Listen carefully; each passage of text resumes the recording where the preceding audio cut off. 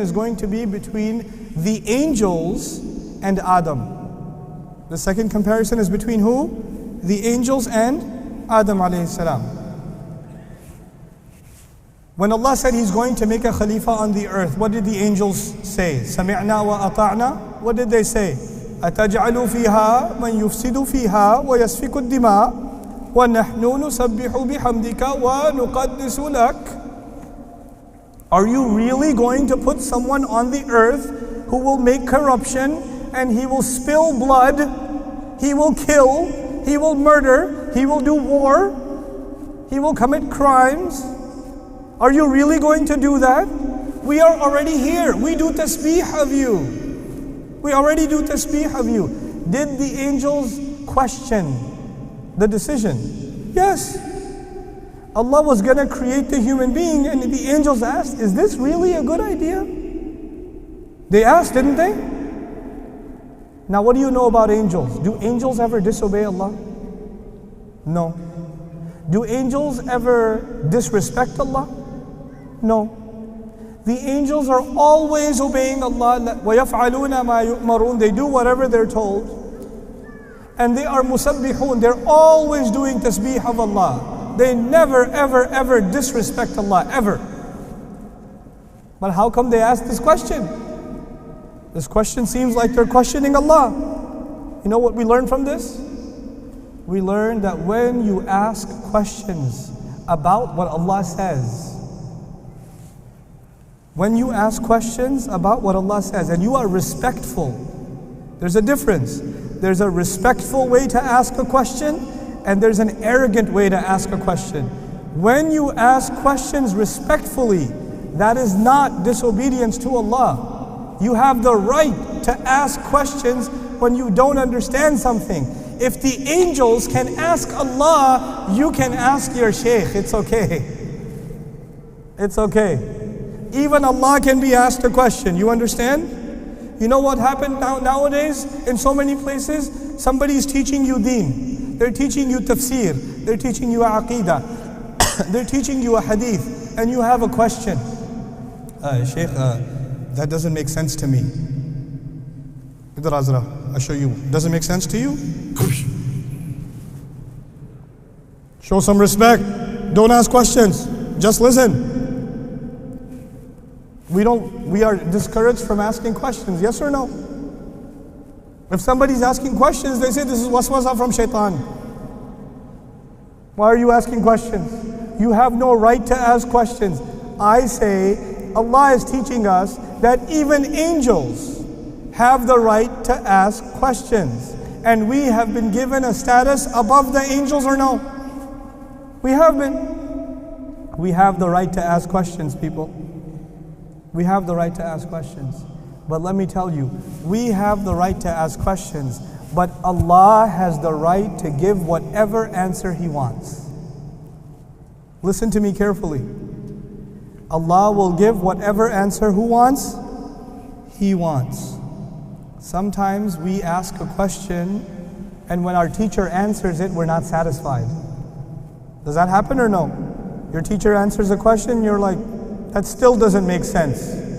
It might happen. But Allah Azza wa Jal, when He answers a question, even if it doesn't make sense to you at first, you submit to Allah and you come in submission and you will begin to understand. If you say, well, you explained it, but I still don't understand, then He will never let you understand. That is arrogance. Angels ask the question, and Allah says, Inni a'lamu ma la ta'lamun. I know what you don't know. I know something about Adam, you have no idea about it. Somebody remind me, what is the complaint of the angels? What is the problem with Adam? What is the problem with Adam? He will do corruption and he will kill. Yes? He will do corruption and he will kill. You know this is Surah Al-Baqarah. I told you, right? This is Surah Al-Baqarah. Right after the story of Adam alayhi salam is the story of Bani Israel. You know that? And when you read the story of Bani Israel, did they do corruption? Did they do corruption? Yes. Did they spill blood? Yes.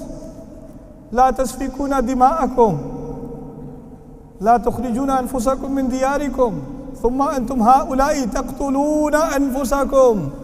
Allah describes in Bani Israel, the story of Bani Israel, that they did corruption and they spilled blood. When you read the story of Bani Israel, it makes you think, hey, wait a second, the angels were right. Because they said he'll be corrupt and he will spill blood. And that's what you read. And this was supposed to be the best nation, yes? إِنِّي فَضَّلْتُكُمْ عَلَى الْعَالَمِينَ. I gave you preference over all other nations. So it makes you wonder, what is Allah saying? How come He's saying He knows something the angels don't know? Because so far, when you read Surah Al-Baqarah, all you learn is the angels are right so far. It seems to be that they were exactly accurate. Human beings will be corrupt and human beings will spill blood, even when you send them prophets. Did Allah send Bani Israel prophets? Even then? Even then. But then how did Allah make His point? This is amazing, guys. This is what I find so beautiful. وَعَلَّمَ آدَمَ الْأَسْمَاءَ كُلَّهَا. Allah taught Adam alayhi salam names of everything. All kinds of names. Adam alayhi salam was given vocabulary. He was given education. By the way, when he says al-asma'a kullaha, you know what he's talking about? He's not talking about Quran and Sunnah. He's not talking about Wahi.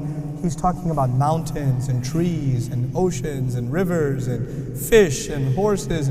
He taught him names of all the things that he will see where?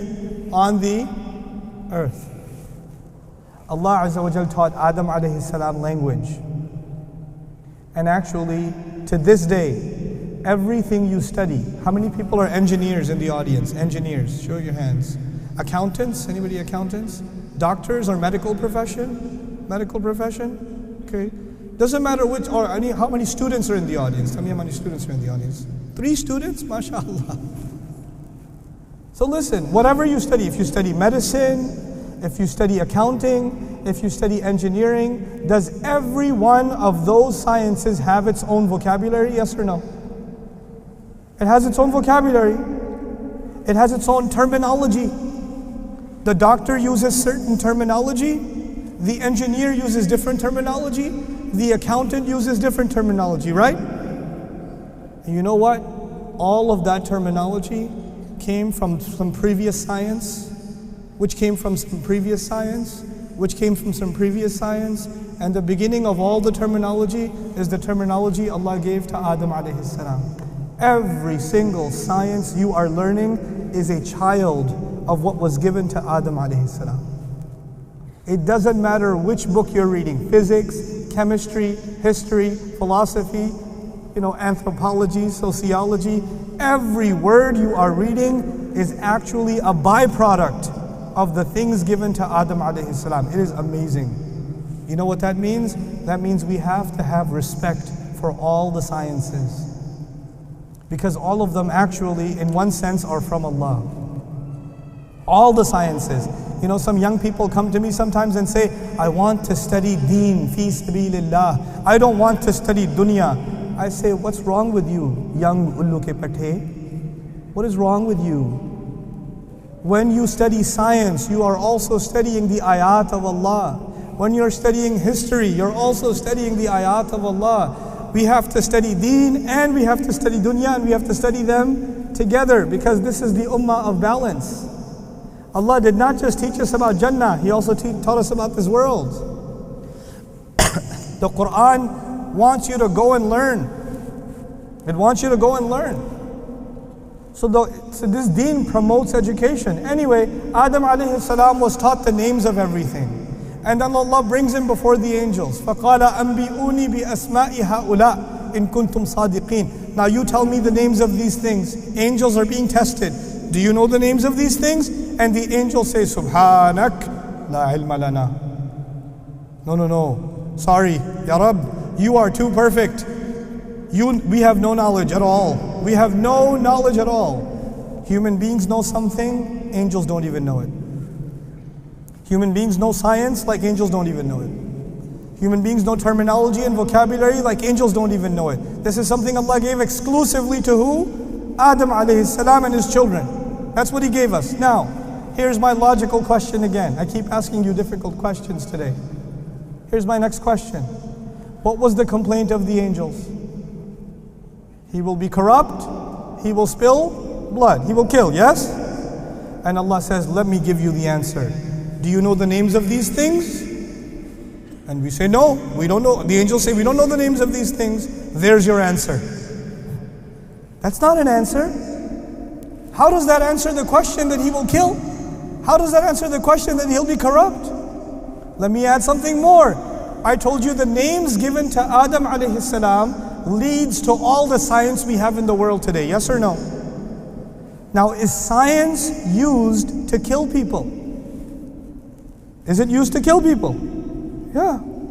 Is science used to create corruption? Is technology used for evil reasons? Yes, it's used for good, but most of the time, it's used for evil. Weapons, sometimes they're used for good. Most of the time, weapons are used for evil. So even the names that he taught him, did it lead to good or evil most of the time? Looks like it leads to evil most of the time. Allah says, that's my answer. I have taught him, I have not taught you. Why is that the answer? Allah is letting the angels know that He knows the potential of human beings. Human beings have amazing potential. And they will show like no other creation of Allah. لَقَدْ خَلَقْنَا الْإِنسَانَ فِي أَحْسَنِ تَقْوِيمٍ. The best of all creation. إِنَّا عَرَضْنَا الْأَمَانَةِ. Allah tried to give the amana, this responsibility, to the skies, the earth, the mountains. فَأَبَيْنَ أَنْ يَحْمِلْنَهَا. Nothing, no creation of Allah could hold the responsibility, but Allah gave the responsibility to which creature? Human beings, to take care of the earth and to do it even though they have a choice to do evil.